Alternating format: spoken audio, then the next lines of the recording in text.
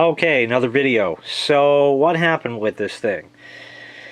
Well, it was here, and it did work. Initially, there wasn't any trouble. And then I think it all started when the machine started leaking. And when it started leaking, it happened after we didn't actually have the other machine yet. So what happened was we ended up with a whole shit ton of laundry to do. So we did all of that, and then on the floor in front of the machine, it ended up being a little bit wet, not too bad. So we'll do a little personalization. So what ended up happening with that was my dad came over, we tried fixing it, and in order to fix this we would have to remove the basket and that, and you have to do it all from the top. But there is a nut that is not only rusted on but olded on, and that would not come off regardless of whatever tools we used on it. Breaker bars, 6-foot pipes, doesn't matter what in the hell it was. We even tried hacksawing it off, and apparently it's made out of unobtainium or something like that, so you couldn't even do that. As such, we couldn't get that out, so we couldn't really fix it or do anything with it, and that was kind of the end of that episode.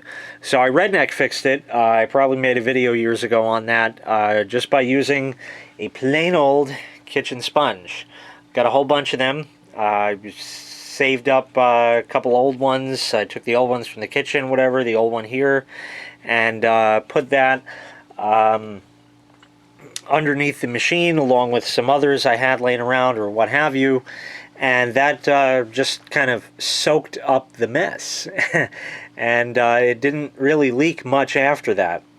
Then what else went wrong with it? Oh, the machine would not terribly occasionally, but more often than it really should, it would suds lock. And what that is, just to explain, is sometimes there would be an excess of suds in the basket. Now the basket is this thing with the holes in it. That fits inside something like a big outdoor garbage can kind of thing, which holds the water. That only has one hole in it, a big hole at the bottom, somewhere in that neck of the woods through the basket.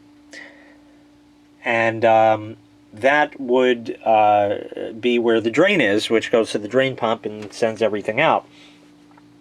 So when it suds locks, there's too many suds between the basket and the actual container that holds everything, and that prevents the basket from spinning freely, so it wouldn't actually spin properly, and you'd have to refill the damn thing and then drain it and then refill it again and drain it, and that should get rid of most of the suds, and then usually you'd end up being able to complete your cycle.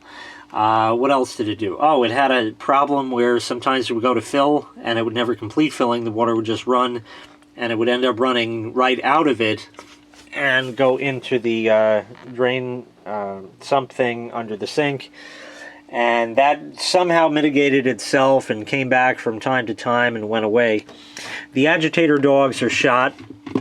It spins in one direction and is supposed to lock in the other, but as you see, I can turn it, and it doesn't really lock that well.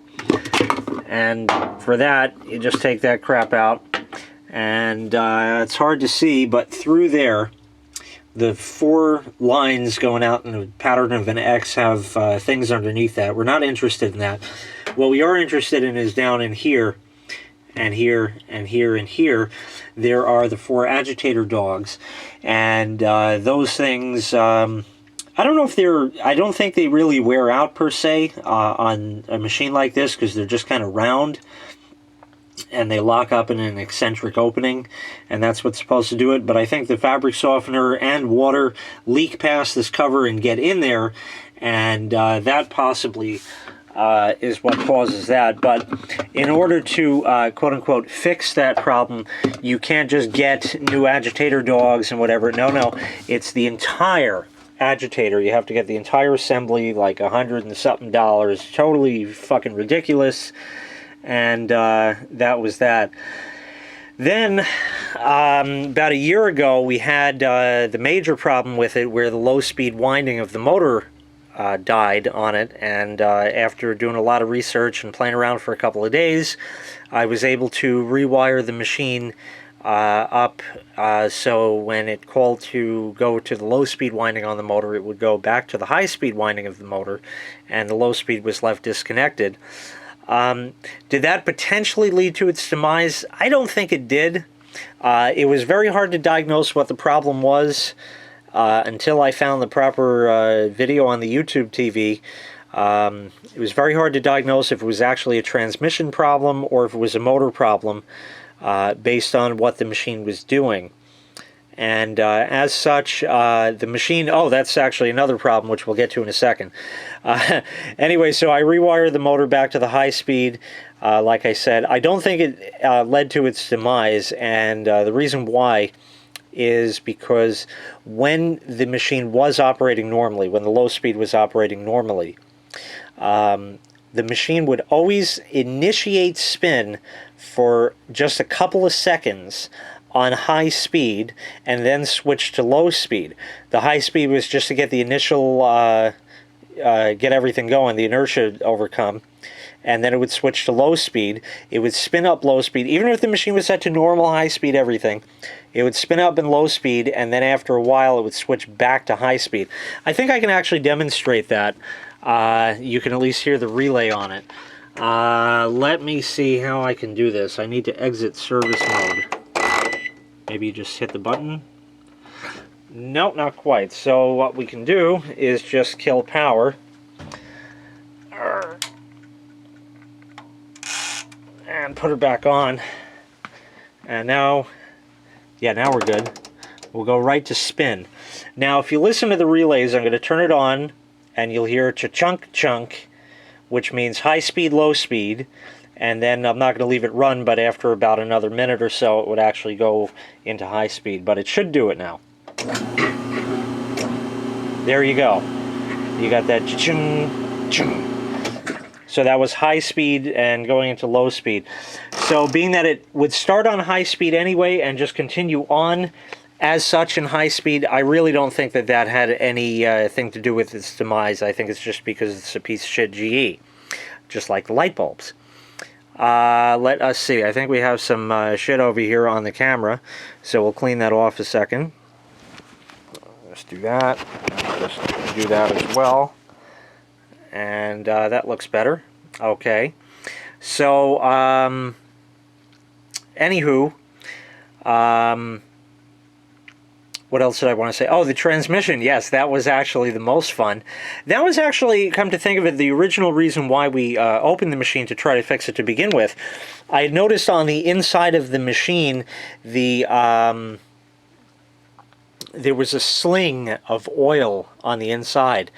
And it turned out that there is a fill plug on the top of the transmission where you put oil into it, or I guess where it's factory filled or what have you. And that plug had flown out, was nowhere to be found in the bottom of the machine or anywhere around it. And I found that a wire nut inverted fit in there rather nicely, and that should do the trick. When the low-speed winding on the motor failed, I had actually purchased some gear oil and shoved a bunch of it in there using a syringe and some other shit just based on the way where that fill thing is, in order to get it chooched in there. And I don't think it liked that too much, but it did work. Anyway, after I did get it working and tested the machine out, I wonder if the bad tub seal, which is why it was leaking to begin with, was aggravated, because it was leaking like a sieve after that. It was pretty bad. And I lined some more sponges on the bottom, and that's when I talked to the neighbor goof, and he sold me his machine, and that was sitting in the garage now, and now it's called into play. Subsequently, and the last note, is I looked on a couple of places to where you could buy appliances, and it looks like they all went the way of the new style shit. So my Whirlpool there was kind of the last of its kind, and you can't get that kind no more. Right now, it's all with that cover lid latch and eco green and bullshit and fuck you, and you should be buying a front loader anyway. They're so much more efficient. They're so much better. This, that, and the third. I make more commission on it besides. I mean, that's the most important thing, but, you know, and they just want you to buy that. But all you ever damn see about those and hear about those is people having problems and error codes flashing, serviceman out there every week for the last 6 months and he still couldn't fix the damn thing, even though we replaced every fucking part in it, including the main board and logic board and all kinds of other bullshit you don't fucking need. Give me a goddamn old school mechanical timer and a motor and make the shit work just like it did back in the 20s and 30s and shit, when you used to have a little hit and miss engine that actually ran these if you lived out in the boonies and didn't have electricity pop, and you could run it off a little engine, but of course you had to keep that outside because of the exhaust. But anyway, the rant is over, the machine is over, and I was kind of getting tired of it, and I was actually wondering when it was going to die. But now we're faced with the arduous task of removing this machine and bringing the new one down. And I can't do that myself. You need 2 people for that. And I'm waiting to see who I can get to help me. But anyway, that is the end of the washing machine rant. So I'm a little bit perturbed about it, but it was going to happen eventually. And now I got to see about buying a replacement for the replacement. Anyway, I'll make another video once that happens, and then once that's all done, I can finally actually make the detergent day video, which I'm not going to make now. I finally got my little sample in the mail, and we'll leave it at that. But again, detergent day will be another day once Laundry Central has been taken care of.